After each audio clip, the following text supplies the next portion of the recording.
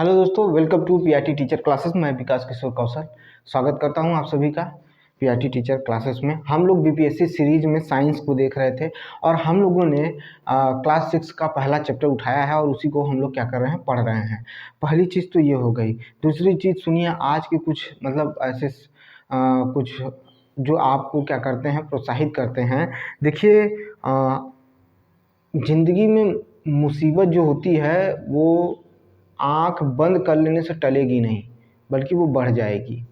लेकिन अगर मुसीबत का बहादुरी से सामना किया जाए, उसके लिए लड़ा जाए, तो मुसीबत ज़िंदगी में क्या होती है, किन लोगों ने आपका साथ दिया है, किन लोगों ने आपका साथ छोड़कर हट गए हैं,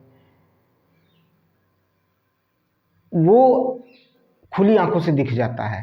जहां आप आंख बंद करने की बात कर रहे थे, वहां आपको आंख खुली आंखों से सारी चीज़ें दिख जाती हैं। कब? जब मुसीबत का आप सामना करते हैं, तब तब आपकी आंखें खुलती हैं, बुद्धि खुल जाती है। ये दुनिया कैसी है, जो कहती है वो क्या करती है कि नहीं करती है, वो सब दिख जाता है आपको।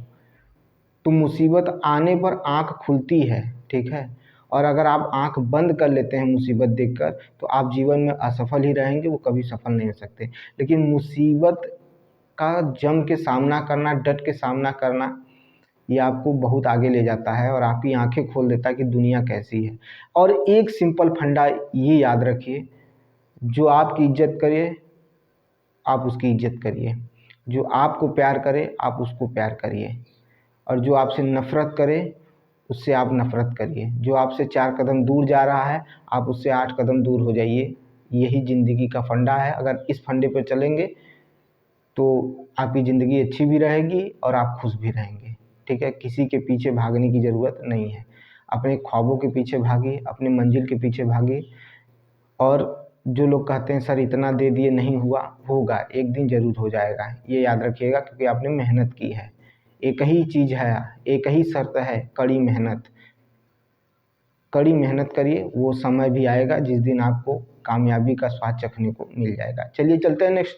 अब आगे चलते हैं। हम लोगों को पढ़ना क्या है भाई? हम लोगों ने बात किया था भोजन के घटक, कल भाग 2 पढ़े थे, आज भाग 3 पढ़ना है, भोजन के घटक। भोजन के घटक, ठीक है, भोजन के घटक, ठीक है, भाग 3, ठीक है, भोजन के घटक भाग 3 हमको पढ़ना है। भोजन के घटक थोड़ा टेढ़ा दिखा दिया गया, इसको और मिटाइए, यहाँ लिखिए।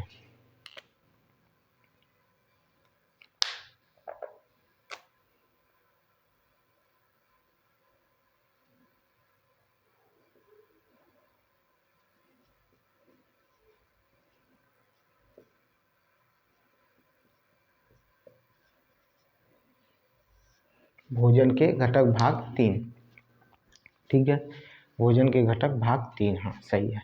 भोजन के घटक भाग 3। हम लोगों ने कार्बोहाइड्रेट पढ़ लिया था, कार्बोहाइड्रेट के टाइप्स पढ़ लिए थे, कार्बोहाइड्रेट का उपयोग पढ़ लिए थे। उसी तरह से प्रोटीन पढ़े, प्रोटीन के प्रकार पढ़े, फिर प्रोटीन का उपयोग कहाँ होता है, वो किस तरह से हमारे बॉडी में कार्य करता है, उसके बारे में पढ़े थे। आज हम लोग पढ़ेंगे वसा। क्या पढ़ेंगे? वसा, फैट पढ़ेंगे। देखिए, पहले बात कुछ शब्दों को समझ लीजिए। एनसीईआरटी में साफ शब्दों में लिखा है कि भोजन के चूर्ण लीजिए, ठीक है, और उसको एक सफ़ेद पेपर हो उसमें रख कर उसको मतलब उसको दबा के रखिए या उसको पीटिए। कुछ देर बाद देखेंगे तो वो उस खाद्य पदार्थ में से जो ऑयल है उस कागज़ पर लगा हुआ दिखाई देगा। ये साफ शब्दों में उसमें लिखा हुआ है एनसीईआरटी में। लेकिन क्या इतने से आपका काम चल जाएगा? एनसीईआरटी में दिया हुआ है, क्या इतने से आपका काम चल जाएगा? नहीं चल पाएगा, क्योंकि वसा अपने में ही काफ़ी बड़ा है। जिस तरह से प्रोटीन और कार्बोहाइड्रेट पढ़े हैं, उस तरह से वसा को भी पढ़ना पड़ेगा और वसा के भी बारे में जानना पड़ेगा। तो हम आज वसा के बारे में अच्छे से जानेंगे, अच्छे से समझेंगे। जब आप भोजन लेते हैं, ठीक है, जब आप भोजन लेते हैं, चाहे वो सब्जी हो, चाहे वो दाल हो, आप इवन कभी कभी पूड़ी भी खाते हैं, ठीक है। बहुत लोग नॉनवेज भी खाते हैं, बहुत लोग वेज भी खाते हैं। दोनों तरह से हमारे शरीर में वसा पहुँचता है, ठीक है। और यह वसा पाचन के बाद, ये जो वसा है पाचन के बाद हमें वसा के रूप में मिलता है, यानी फैट के रूप में मिलता है, ठीक है। लेकिन फैट के रूप में मिलने के लिए इसे दो भागों में विघटित होना पड़ता है।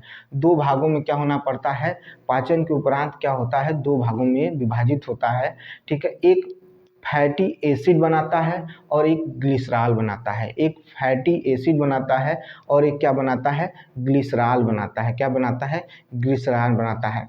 फिर जो कोशिकाएं होती हैं, जो सेल होता है, वह इन दोनों को पुनः व्यवस्थित कर लेता है। पुनः व्यवस्थित करके तब वसा का निर्माण कर हमारे शरीर में संचय होना शुरू हो जाता है। वसा का निर्माण होकर हमारे शरीर में संचय करना शुरू हो जाता है, ठीक है। फिर से सुनिए, जब हम भोजन लेते हैं तो दाल चावल, सॉरी चावल तो नहीं, दाल हो गया या सब्जी हो गई, उसमें तेल डालते हैं, या कह सकते हैं कि पूड़ी खाते हैं, उसमें वो भी बनी हुई है तेल से। तो जब हम उसको खाते हैं तो पाचन के उपरांत ये दो भागों में विभाजित होता है।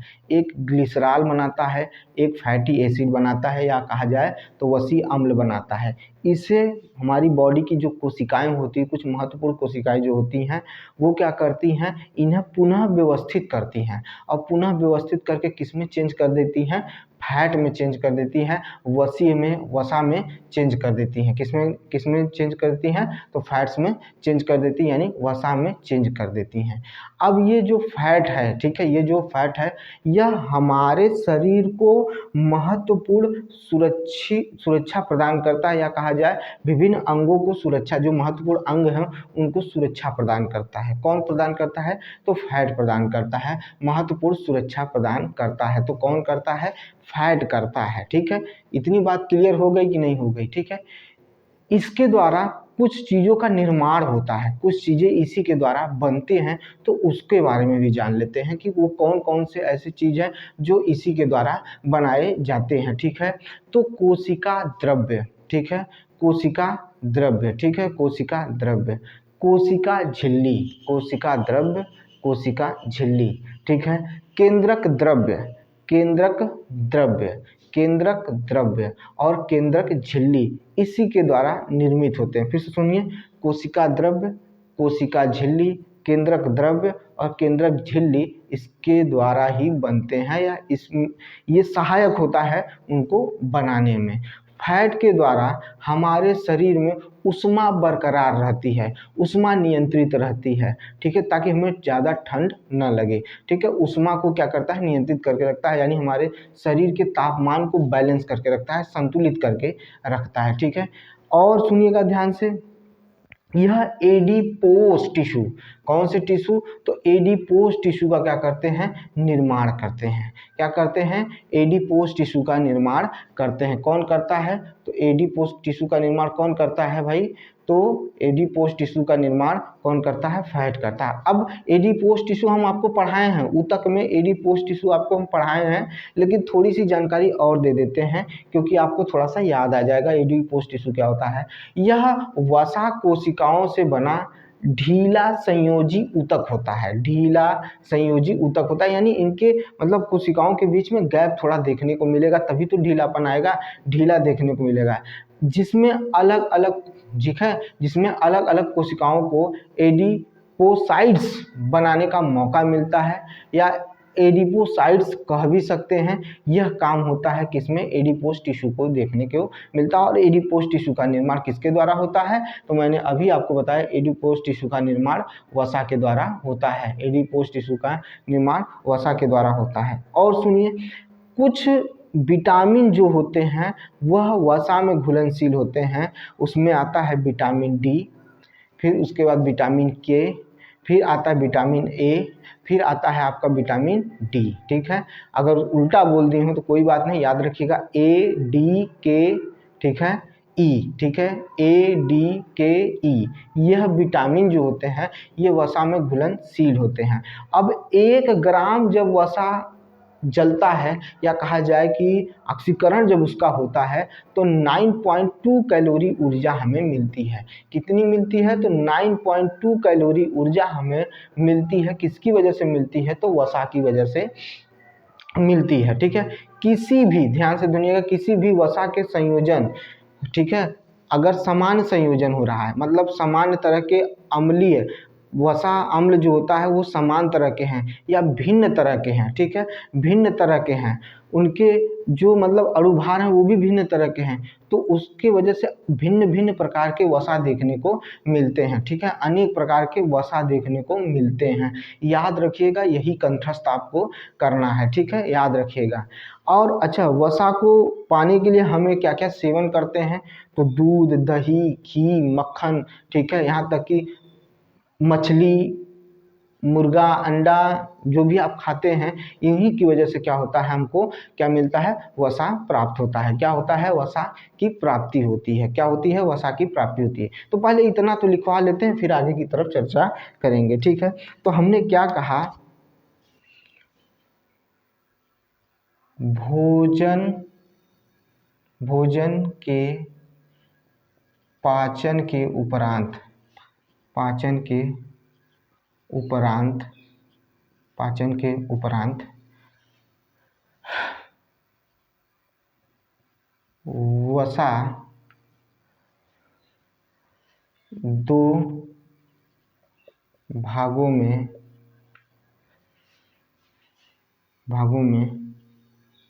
बट जाता है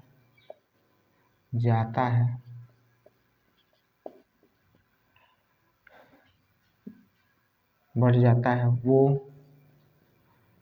ग्लीसराल तथा वसी अम्ल होता है। फैटी एसिड अम्ल होता है जो शरीर की कोशिकाओं के द्वारा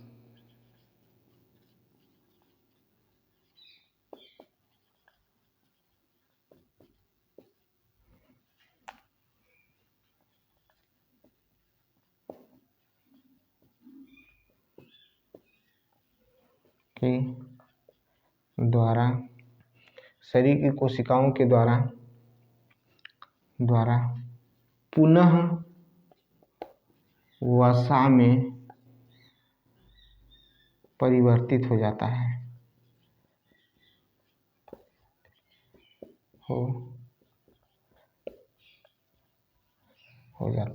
ठीक है, कोशिकाओं के द्वारा पुनः वसा में क्या हो जाता है? परिवर्तित हो जाता है। पुनः वसा में परिवर्तित हो जाता है। इतना समझ में आया? इतना समझ में आया तो आगे की बात करें।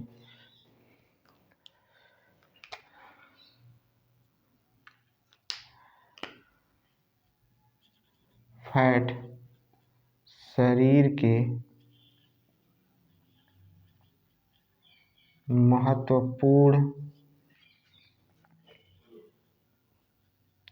अंगों की रक्षा करता है। फैट शरीर के महत्वपूर्ण अंगों की रक्षा करता है। सर, अब ध्यान से सुनिए, मैंने क्या बताया था? फैट कोशिका द्रव्य कोशिका झिल्ली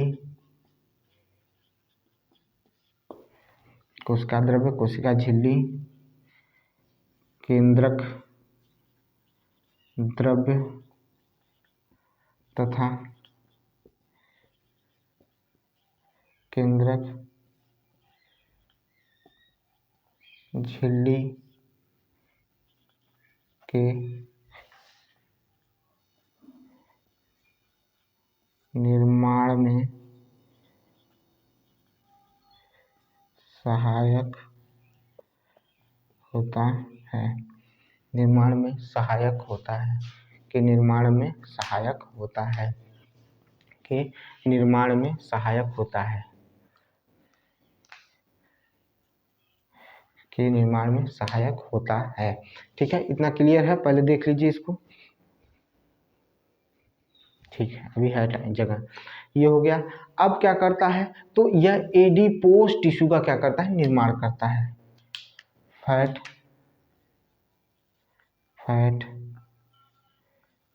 एडिपोज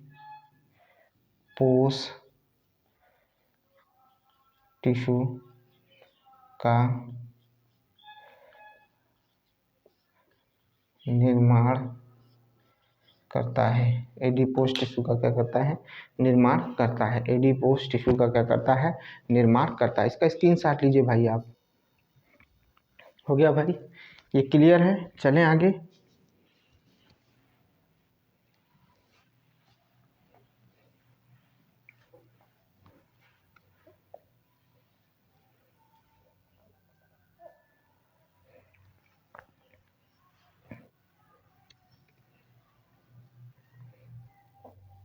चलिए देखिए, हमने क्या बता दिया, एडिपोज टिश्यू का निर्माण करता है। कोशिका द्रव्य, कोशिका झिल्ली, केंद्रक द्रव्य और केंद्रक झिल्ली का निर्माण कौन करता है, तो विटामिन ही करता है। कौन करता है, विटामिन ही करता है। अब अगला देखिए, इसी में मैं क्या कह रहा हूँ कि फैट हमारे शरीर के तापमान को बनाए रखता है,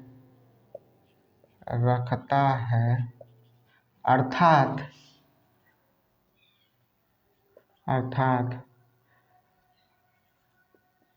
शरीर के ऊष्मा को बाहर जाने से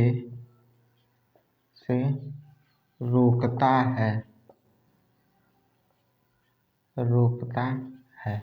ठीक है, ये हमारे फैट का काम है। और क्या होता है, 1 ग्राम वसा का मान कितना होता है, 9.2 कैलोरी होता है।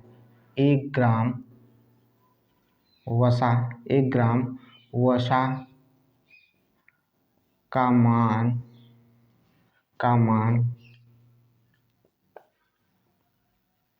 कैलोरी में 9.2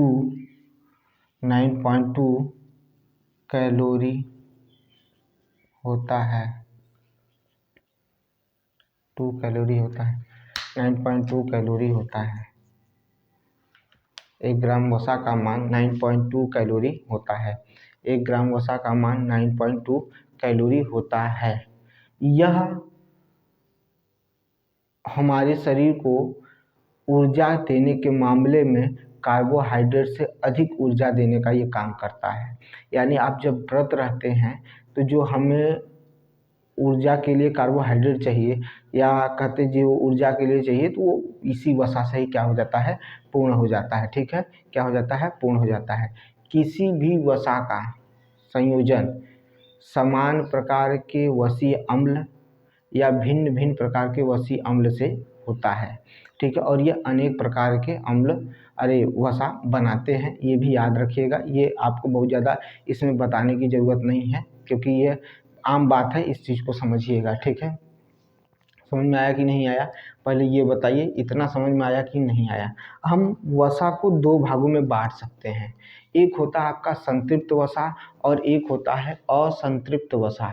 एक होता है संतृप्त वसा और एक होता है असंतृप्त वसा होता है। ठीक है, क्या होता है, एक संतृप्त वसा होता है और एक असंतृप्त वसा होता है, या इसे वसा अम्ल भी कहते हैं। वसा पूछ जाता है कि वसा अम्ल कितने भागों में बटा है, तो वसा अम्ल 2 प्रकार के भागों में बटा हुआ है। यानी 2 भागों में बटा हुआ है। कौन, वसा बटा हुआ है। एक असंतृप्त होता है और एक संतृप्त होता है। एक असंतृप्त होता है और एक संतृप्त होता है। जो संतृप्त होता है, ठीक है, जो संतृप्त होता है उसके मतलब भाग अलग हैं, या उसमें आने वाले जो वसी के स्रोत है, वसा के जो स्रोत हैं वो अलग हैं, और जो असंतृप्त से मिलने वाले वसा हैं उनके भी स्रोत अलग हैं, उनके भी क्या हैं, स्रोत अलग हैं। ठीक है, समझिएगा, क्योंकि वही आपको समझना है, असंतृप्त और संतृप्त के बारे में ही समझना है, क्योंकि ज़रूरी है। अब ध्यान से सुनिएगा, संतृप्त के बारे में बताने चल रहा हूँ, उसको अपने दिमाग में भी बैठाइएगा, उसको भी अपने दिमाग में बैठाइएगा, क्योंकि वो इम्पॉर्टेंट है। ठीक है, क्योंकि वो इम्पॉर्टेंट है। ठीक है, तो जो संतृप्त होता है, जो संतृप्त होता है, जो संतृप्त होता है, ठीक है, उसमें क्या आता है, तो उसमें आता है आपका संतृप्त वाले में, ठीक है, संतृप्त वाले में आपका घी, चर्बी, ठीक है, घी, चर्बी आता है। ठीक है, घी, चर्बी ये सब क्या इसमें आते हैं, तो ये संतृप्त वाले में आते हैं। अर्थात हम कह सकते हैं कि जानवरों से या जानवरों के द्वारा, ठीक है, मक्खन भी इसी में आता है। ठीक है, जो वसा हमें प्राप्त होता है वो संतृप्त वसा होता है, या संतृप्त वसा अम्ल होता है, संतृप्त वसा अम्ल होता है। ठीक है, संतृप्त वसा अम्ल होता है। ठीक है, संतृप्त वसा अम्ल होता है। ठीक है, और जो हमें क्या कहते हैं, उसके अलावा जो हमें मिलता है, ठीक है, उसके अलावा जो हमें मिलता है वो किस में आते हैं, तो वो आते हैं असंतृप्त में आते हैं। किस में आते हैं, असंतृप्त में आते हैं। क्या आते हैं, असंतृप्त में आते हैं। ठीक है, असंतृप्त में भी मछली का तेल, देखिए इसमें कुछ अपवाद भी हैं, उनको भी मैं बता दूंगा, लेकिन पहले इसको समझिए। जैसे मछली का तेल, ठीक है, असंतृप्त में आता है, ये अपवाद में आता है। ठीक है, क्योंकि मैंने बोला जानवरों के माध्यम से, जो भी जानवर या जानवरों के माध्यम से जो भी प्राप्त होता है उसे संतृप्त में रखा गया, उसे किस में रखा गया है, संतृप्त में होता है। ठीक है, ठीक है, उसे क्या कहते हैं, संतृप्त में कहते हैं, यानी जंतु वसाएं जो होते हैं वो संतृप्त वसा में आते हैं। लेकिन कुछ इसमें अपवाद भी है, इसमें कुछ अपवाद भी है। जैसे ताड़ का तेल, जो ताड़ का तेल होता है और नारियल का तेल होता है, ये संतृप्त में ही आता है। अभी क्या बोले हैं हम, अभी बोले हैं कि संतृप्त वसा अम्ल जो होता है वो जंतुओं से या जंतुओं के माध्यम से प्राप्त होता है, जंतुओं के द्वारा प्राप्त होता है या जंतुओं से ही प्राप्त हो जाता है, वो संतृप्त में आता है। लेकिन इसका एक अपवाद भी है, नारियल का तेल और ताड़ का तेल जो है वो संतृप्त वसा होता है, याद रखिएगा, वो संतृप्त वसा होता है। ठीक है, समझ में आई बात, वो संतृप्त वसा होता है। अच्छा, और चीज़ और याद करिए, जो मैं बोल रहा हूँ असंतृप्त, असंतृप्त क्या होता है, संतृप्त सुन लिए, असंतृप्त ये वनस्पतियों से हमें प्राप्त होता है, ये वनस्पति से हमें प्राप्त होता है। लेकिन इसका भी अपवाद है, असंतृप्त का भी अपवाद है। मछली का तेल जो होता है वह असंतृप्त में ही आता है, जबकि मछली क्या है, जंतु है। मैंने अभी इससे पहले बताया कि संतृप्त में जो भी वसा प्राप्त होती है वह जंतुओं के द्वारा या जंतुओं से ही प्राप्त होती है। तो जंतुओं में मछली भी तो जंतु ही है, लेकिन इसका जो तेल होता है वो असंतृप्त में आता है, और वनस्पतियों से प्राप्त तेल भी असंतृप्त में आता है। इतना याद रखिएगा। एक और चीज़ इंपॉर्टेंट बताने जा रहा हूँ, 20 डिग्री सेल्सियस पर, ठीक है, इतना अगर तापमान है, इसमें क्या होता है कि जब वो क्या होता है, कठोर अवस्था में रहता है, कठोर अवस्था में रहता है तो वो वसा के रूप में रहता है। लेकिन अगर इसी तापमान पर अगर वो ऑयल मतलब तेल के रूप में द्रव अवस्था में आ जाता है तो उसे वसा नहीं कहेंगे, उसे तेल कहेंगे। फिर से सुनिए, 20 डिग्री सेल्सियस पर अगर जमा हुआ है, ठीक है, कोई द्रव, ठीक है, समझ में आई बात, तो वो वसा के गिनती में आ जाएगा या वसा में रखा जाएगा उसको। लेकिन अगर इतने तापमान पर वो क्या हो जाए, गल जाए या द्रव्य अवस्था में आ जाए तो उसे वसा नहीं कह सकते, हम उसे तेल कहेंगे। क्या कहेंगे, तेल कहेंगे। ये चीज़ बहुत ज़रूरी थी समझाना, संतृप्त और असंतृप्त वसा अम्ल आपको समझाना बहुत ज़रूरी था। ठीक है, इस वजह से इस पर थोड़ा सा मैंने ध्यान दिया, इसी वजह से मैंने इस पर थोड़ा विशेष ध्यान दिया। फिर से सुनिए, संतृप्त जो होता है वो जंतुओं के द्वारा, ठीक है, या जंतु वसी अम्ल होता है, उसका घी होता है, दूध होता है, मक्खन होता है, पनीर होता है। ठीक है, समझ में आई बात, ये सब चीज़। और खुद जानवर के शरीर से ही जो प्राप्त होता है वो भी क्या होता है, वो संतृप्त में ही आता है। वो किस में आता है, संतृप्त में आता है। लेकिन इसमें अपवाद है, इसमें क्या है, अपवाद है। कौन है, ताड़ का तेल और किसका तेल, ताड़ का तेल और किसका तेल, नारियल का तेल। ये दोनों जो हैं वो क्या होते हैं, संतृप्त में ही आते हैं। लेकिन असंतृप्त में एक जंतु मछली जिससे हमें प्राप्त होता है वसा वो असंतृप्त में आता है, बाकी वनस्पतियों से प्राप्त जो भी तेल होता है वो असंतृप्त में आता है। चलिए इसके बारे में जान लें। तो हम वसा अम्ल को दो भागों में बांट सकते हैं, ठीक है। इसका मान हो गया। चलिए पहले एक और लिखवा ही देता हूँ। मैंने कहा यदि यदि यदि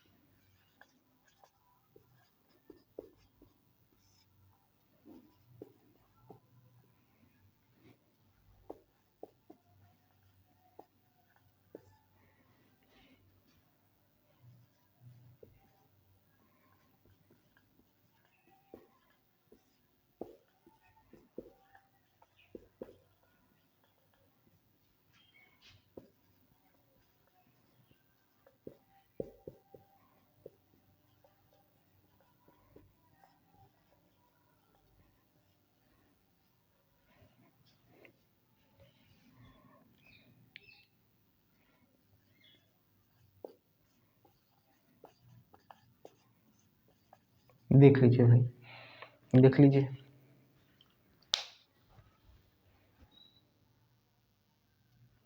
ठीक है, चलें।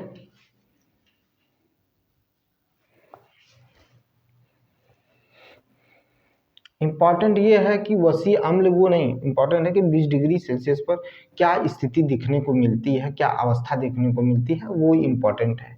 ठोस है तो वो वसा का काम करेगा, अगर वो गल गया है उतने टेम्परेचर पर तो वो वसा नहीं है, वो तेल है, ठीक है, याद रखिएगा। अब मैंने क्या बोला कि वसीय अम्ल दो भागों में विभाजित किया गया है, दो भागों में बांटा गया है।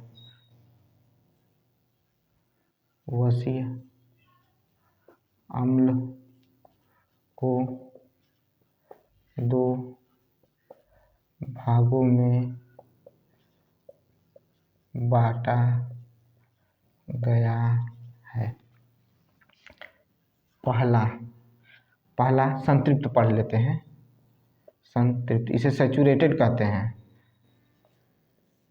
संतृप्त वसीय अम्ल, वसीय अम्ल याद रखिएगा, इसको सैचुरेटेड फैटी एसिड कहा जाता है, याद रखिएगा, सैचुरेटेड फैटी एसिड कहा जाता है। ये नहीं कि हम उसको कुछ और ही समझ रहे हैं, ठीक है, ऐसा कुछ नहीं है, ठीक है, याद रखिएगा, अपने दिमाग में जरूर रखिएगा, ठीक है। समझ में आया कि नहीं आया? ठीक है, चलिए लिखाई देता हूँ।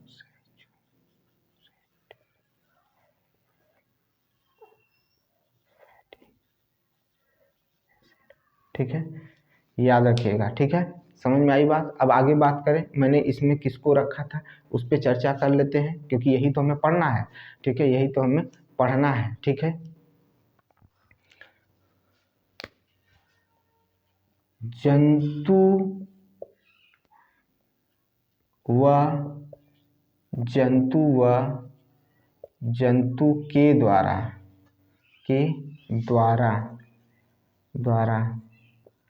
प्राप्त वसा जैसे घी, मक्खन,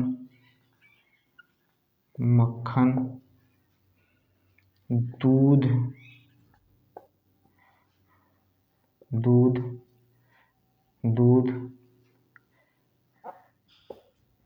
तथा मांस घी, मक्खन, दूध तथा मांस को संतृप्त संतृप्त वसीय या संतृप्त वसा अम्ल या वसीय अम्ल कहते हैं। वसीय अम्ल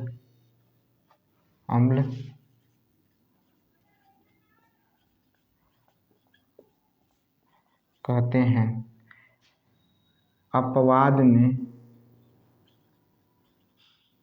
अपवाद नहीं लिखें, लेकिन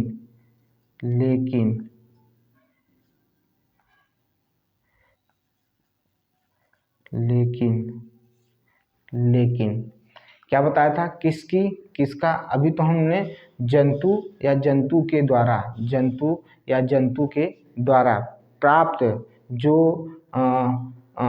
वसा प्राप्त होता है उसे संतृप्त कहते हैं। लेकिन नारियल का तेल और ताड़ का तेल, ठीक है, भी संतृप्त वसीय अम्ल कहलाते हैं। लेकिन नारियल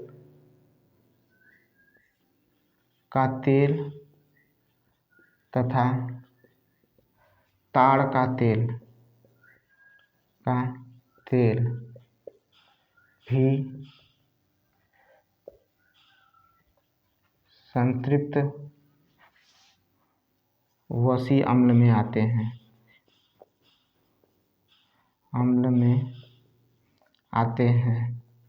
ये इम्पोर्टेंट है नहीं है वो बात अलग है, लेकिन ये मस्ट इम्पॉर्टेंट है ये दो, क्योंकि ये कंफ्यूज करने वाले सवाल हैं। इनको देकर आपको वो आपको फंसाएंगे और पूछेंगे कि कैसे हम ये, मतलब ये सही कैसे है, क्योंकि आपको कन्फ्यूजन होगा, क्योंकि पढ़ाया कुछ जाता है, थोड़ा आप ध्यान नहीं देते हैं। तो इस बात पर इस चीज़ पर बहुत ध्यान दीजिएगा, क्योंकि यहाँ पर बहुत ज़रूरी है। अब हम पढ़ेंगे अनसैचुरेटेड फैटी एसिड पढ़ेंगे, उसके बारे में देख लेते हैं। तो हम क्या लिखाने चल रहे हैं, असंतृप्त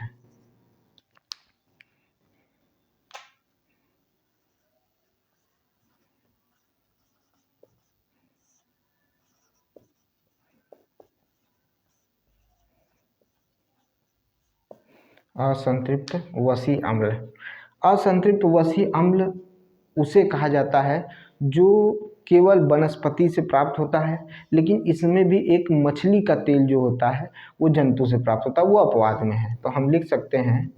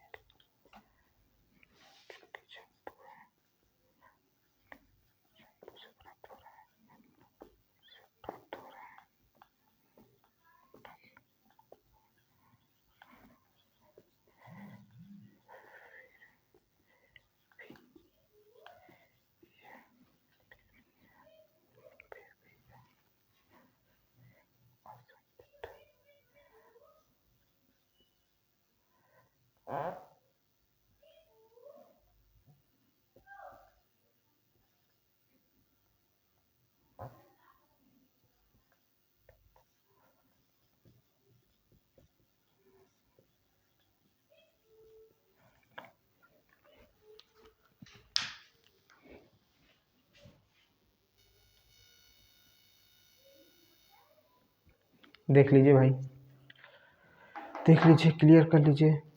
चलिए देखिए, अच्छा ये इतना अभी ख़त्म नहीं हुआ है, अभी तो बहुत बाकी है, अभी बहुत कुछ। अब ये तो मैंने एक मतलब साधारण सी चीज़ें लिखवा दी, ठीक है, लेकिन अब हम असंतृप्त के बारे में और विश्लेषण करके जानेंगे, क्योंकि जो मतलब रेलवे का पेपर बनेगा, चूँकि वैकेंसी कम है तो रेलवे का पेपर कुछ उसका स्तर उठा रहेगा, तो हमें भी कुछ अलग से भी चीज़ें पढ़ कर जानी है, ताकि अगर ऐसी स्थिति बने तो हमें आना चाहिए चीज़ें। तो देखिए अब फिर और कुछ बताने चल रहा हूँ, उस पर भी ध्यान दीजिएगा। ठीक है, अगर पूछ लिया भाई कि असंतृप्त वसीय अम्ल और संतृप्त वसीय अम्ल में, ये तो हमने सिर्फ लिखा दिया कि कौन सी चीज़ें किसमें पाई जाती हैं, मेन अंतर क्या है, तब आप क्या जवाब देंगे, तब आप क्या जवाब देंगे उसके बारे में बात कर लेते हैं। तो कुछ जो वसा होती है ना, ध्यान से सुनिएगा, कुछ वसा या कुछ वसीय अम्ल जो होते हैं उसमें डबल बॉन्ड पाए जाते हैं। ठीक है, दोहरी बंधन पाए जाते हैं, यानी द्विबंधन पाया जाता है या डबल बॉन्ड पाया जाता है, जिसके कारण हाइड्रोजन के जो अणु होते हैं वो काफ़ी मतलब जगहों पर नहीं जुड़ पाते हैं, कम जुड़ते हैं। तो जब कम जुड़ते हैं ना, तो ऐसी जब स्थिति बनती है और ऐसे आधार पर जहाँ पर इनमें हाइड्रोजन के जो अणु होते हैं उनकी संख्या क्या हो जाती है भाई, सही सी बात है, कम हो जाएगी, कम हो जाती है। और जब कम हो जाती है, जितना होना चाहिए उतना नहीं होती है, तो ऐसे जो वसा होते हैं उसे असंतृप्त वसा कहते हैं। क्या कहते हैं? असंतृप्त वसा कहते हैं। बाकी इनके अलावा जो बंध बन रहे हैं, इनके अलावा जो हैं सब संतृप्त में चले जाते हैं। फिर से सुनिएगा, फिर से समझा दे रहा हूँ। कुछ वसीय अम्लों में दोहरे बंध या कहा जाए डबल बॉन्ड पाए जाते हैं। इन्हीं डबल बॉन्ड की वजह से, जिनके कारण इनमें हाइड्रोजन के अणुओं की संख्या जितनी होनी चाहिए उतनी नहीं होती है, उससे कम हो जाती है। और ऐसी स्थिति में जो वसा अम्ल बनेगा वो संतृप्त वसा बनेगा। क्या बनेगा? असंतृप्त बनेगा। क्या बनेगा? असंतृप्त बनेगा, यानी अनसैचुरेटेड बनेगा। बाकी इसके अलावा जो होंगे वो संतृप्त में चले जाएंगे। तो इसको एक लाइन में लिख लेंगे क्योंकि ये इंपॉर्टेंट है, इस वजह से बोल रहा हूँ। मैंने क्या बोला?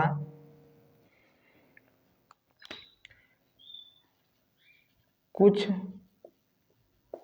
वसीय अम्लों में कुछ वसीय अम्लों में दोहरे बंध, यही डबल बॉन्ड, दोहरे बंध पाए जाते हैं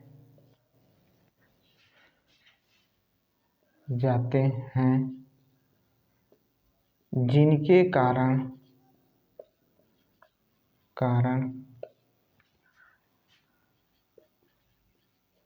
हाइड्रोजन के अणुओं की संख्या कम हो जाती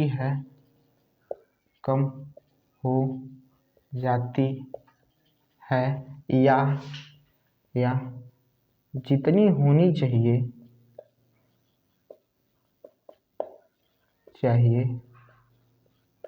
उतनी नहीं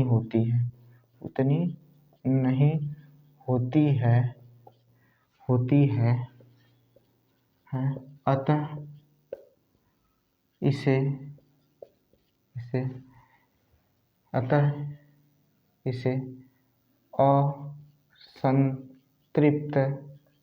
असंतृप्त वसीय विलयन कहते हैं, वसीय अम्ल कहते हैं, असंतृप्त वसा कहते हैं। लिख लीजिए, सीधा सीधा लिखिए, असंतृप्त वसा कहते हैं, असंतृप्त वसा कहते हैं। अब जब असंतृप्त वसा लिखा दिए तो असंतृप्त वसा में कौन आता है? तो क्या आता है? असंतृप्त में वनस्पति तेल आते हैं। तो किसके किसके तेल हो जाएंगे? सारे के एग्जाम्पल जो हैं वो हम लोग लिख लिया जाए। ठीक है, असंतृप्त में, ठीक है, लिख लिया जाए। बताइए भाई कौन कौन से आएंगे असंतृप्त में? अधिकांश क्या आएंगे? पादप आएंगे, जैसे मूंगफली का तेल, ठीक है, सूरजमुखी का तेल, सरसों का तेल, तिल का तेल आदि असंतृप्त तेल होते हैं। क्या लिख बोले हैं? सूरजमुखी का तेल,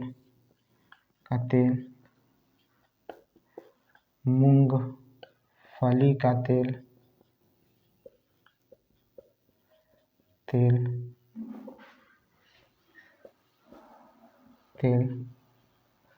सरसों का तेल, सूरजमुखी का तेल, मूंगफली का तेल, सरसों का तेल, तिल का तेल, तिल, तिल का तेल, तिल का तेल, तेल, तेल असंतृप्त में आता है, तृप्त में आता है, असंतृप्त में आता है। ठीक है, हो गया। यहाँ लिख देता हूँ इम्पोर्टेंट नोट बनाकर।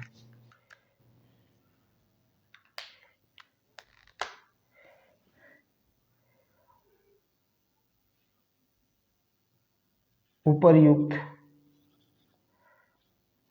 नहीं, ऊपर लिखे हुए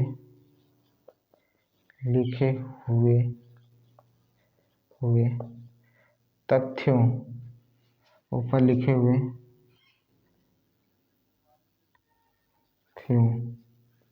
तथ्यों के अनुसार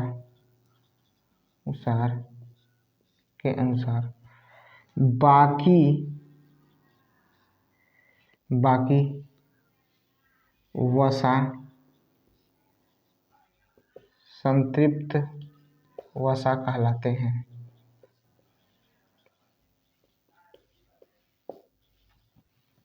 ठीक है, संतृप्त वसा कहलाते हैं। क्लियर है बेटा, देख लीजिए। हो गया भाई, क्लियर है। चलें आगे।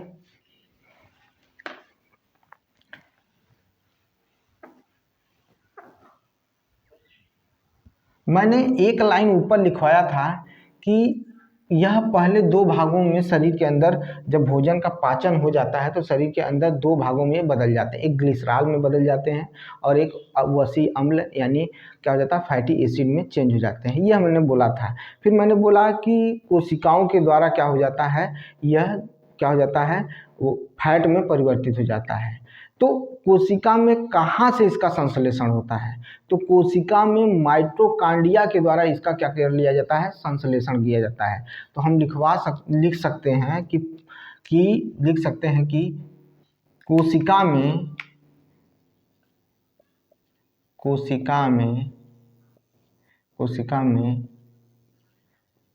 माइटोकॉन्ड्रिया के द्वारा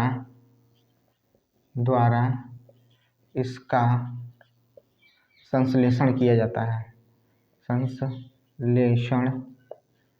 जाता है, किया जाता है। ये इम्पोर्टेंट है, इस वजह से इसको लिखवा रहा हूँ, संश्लेषण किया जाता है।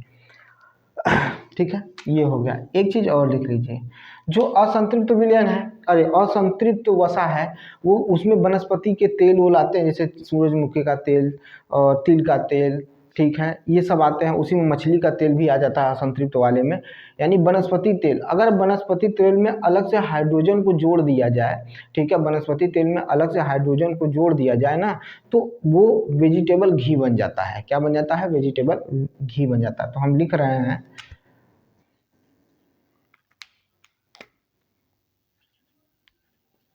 वनस्पति तेल में अगर अलग से हाइड्रोजन जोड़ दिया जाता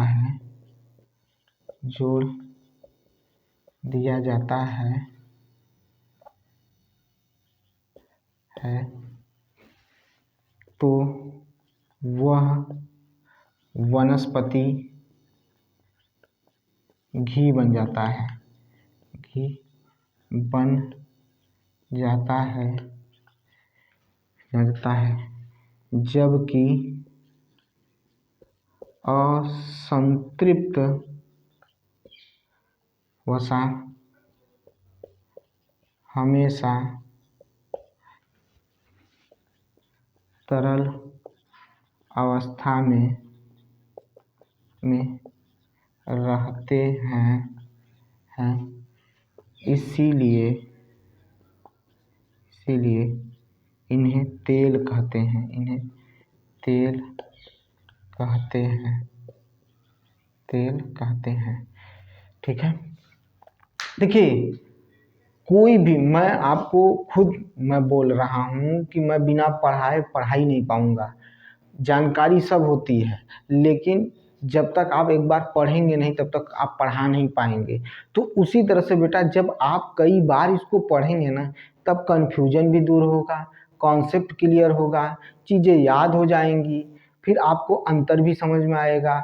फिर आप प्रैक्टिस करने उतरेंगे तो आप अपनी प्रैक्टिस से संतुष्ट रहेंगे। फिर उसके बाद जब आप कहते हैं कि आप क्या देंगे, मॉक टेस्ट देंगे, तो आपको नंबर इंक्रीज करते हुए दिखाई देगा, तब आप बढ़ेंगे। सीढ़ी एक, मतलब आप ये मत सोचिए कि 2 बार पढ़ लिए तो फिर हम डायरेक्ट पहुंच गए, पेपर देने हमारा हो जाएगा, नहीं हो पाएगा।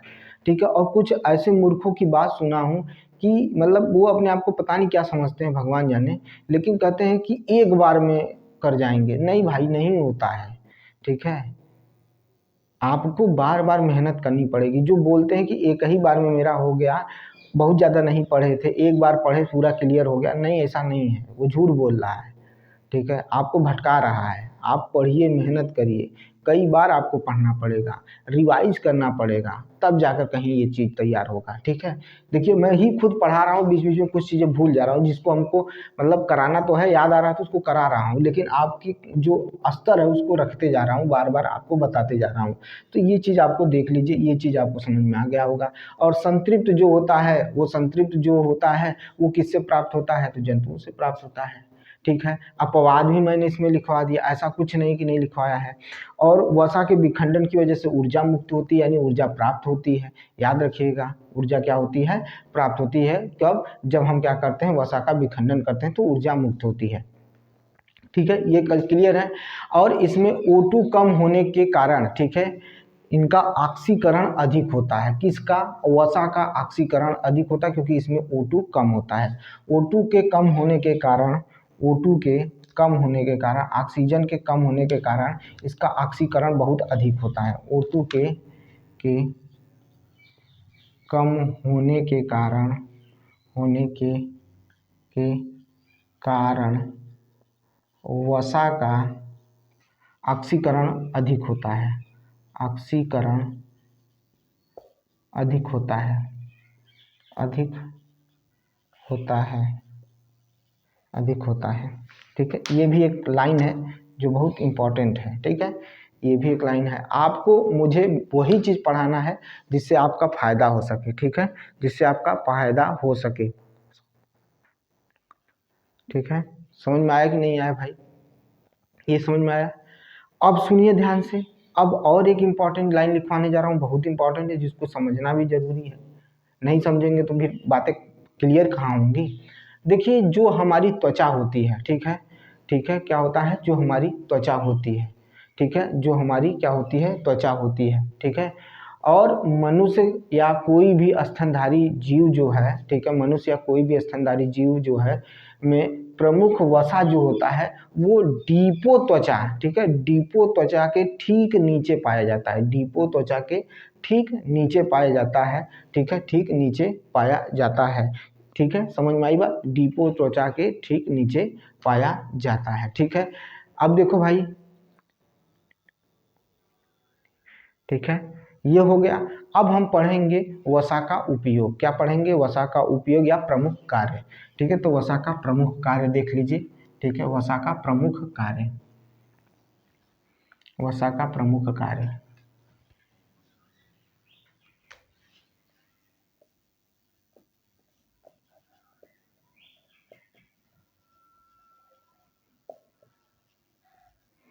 कार्य, एक तो ये शरीर के तापमान को बरकरार रखता है या संतुलित करके रखता है।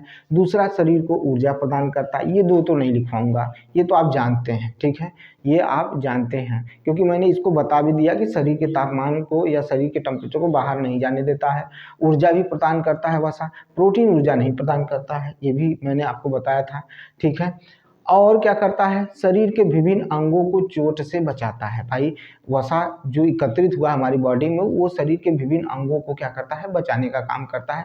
ये भी नहीं लिखवाऊंगा क्योंकि ये भी आसान ही है।